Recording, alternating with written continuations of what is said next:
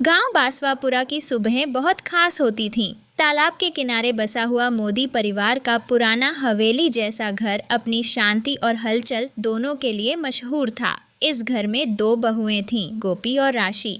उनकी सासें थीं कोकिला और हेतल। रिश्ते की जटिल गांठों के बीच यह घर चलता था जैसे तालाब की सतह पर चलती हुई पतवार, ऊपर से शांत, भीतर से गहराई भरी। गोपी सरल, भोली और संस्कारी लड़की थी। उसकी सास कोकिला बेन मोदी गांव की सबसे सख्त मगर न्यायप्रिय महिला मानी जाती थीं। गोपी दिन भर घर के काम, रसोई और कोकिला की आंखों के इशारों पर घर को दुरुस्त बनाए रखती। कोकिला को गोपी पर पूरा भरोसा था, मगर उनका तरीका ऐसा था कि वो कभी अपने स्नेह को जाहिर नहीं करती थी। गोपी को लगता था कि शायद वह कभी कोकिला का प्यार नहीं जीत पाएगी। दूसरी ओर थी राशि, तेज तर्रार, बातूनी और चालाक। उसकी सास हेतल शांत स्वभाव की, भावनाओं से भरपूर महिला थी। हेतल को राशि की चंचलता में भी अपनापन दिखता था।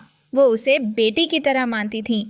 राशि को कभी कभी गोपी की मेहनत से जलन होती थी, क्योंकि कोकिला अक्सर गोपी की तारीफ परिवार में करती थी, मगर राशि को लगता था कि वो ज्यादा चतुर है और घर संभालने का बेहतर तरीका जानती है। राशि की माँ उर्मिला बेन गांव की जानी मानी चुगलखोर थीं। वो अपनी बेटी को हमेशा यह सिखाती थीं कि कैसे चालाकी से घर पर राज किया जाए। उर्मिला जब भी आती, गोपी को नीचा दिखाने की कोशिश करती। गोपी की बहन किंजल शहर से पढ़ी लिखी थी और आधुनिक विचारों वाली थी। वह जब भी गांव आती, राशि को समझाती कि घर की चतुराई से नहीं, समझदारी से चलाना जरूरी होता है।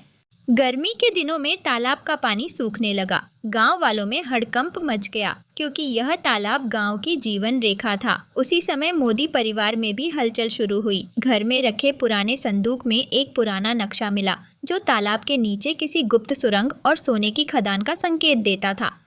राशि और उर्मिला ने तय किया कि इस रहस्य को अपने लिए रखेंगी। उन्होंने चोरी छिपे रात को तालाब के पास खुदाई शुरू की, लेकिन गोपी को जब भनक लगी तो वह चुप न रही।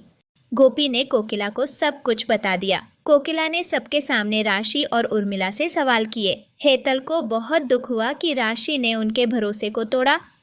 राशि को लगा कि गोपी ने सब बिगाड़ दिया। 2 दिन तक घर में सन्नाटा पसरा रहा। उर्मिला गुस्से में वापस चली गई। किंजल ने मौके का फायदा उठाकर गोपी और राशि को एक साथ बैठाकर समझाया, रिश्तों में चालाकी नहीं, विश्वास टिकाता है। ये चालाकी। कुछ दिन बाद जब तालाब पूरी तरह सूख गया तो गांव वालों को कुछ नहीं मिला। नक्शा नकली निकला। इस पूरे प्रकरण के बाद गोपी और राशि ने पहली बार एक दूसरे को गले लगाया। कोकिला ने गोपी को आशीर्वाद दिया और पहली बार कहा, तू सिर्फ बहू नहीं, मेरी बेटी है। अब मोदी हवेली में एक नई सुबह आई थी। गोपी और राशि मिलकर रसोई चलाती। कोकिला और हेतल दोनों अब साथ बैठकर चाय पीती और तालाब के किनारे बैठकर कहती, रिश्ते भी इस तालाब जैसे हैं, गहरे, शांत और जीवनदायक। बस कभी कभी साफ करने की जरूरत होती है। तो दोस्तों, कैसी लगी आपको ये कहानी? कमेंट करके जरूर बताएं। अगर आपको यह वीडियो पसंद आई हो तो इसे एक लाइक जरूर करें और हमारे चैनल को सब्सक्राइब करें। आपका धन्यवाद।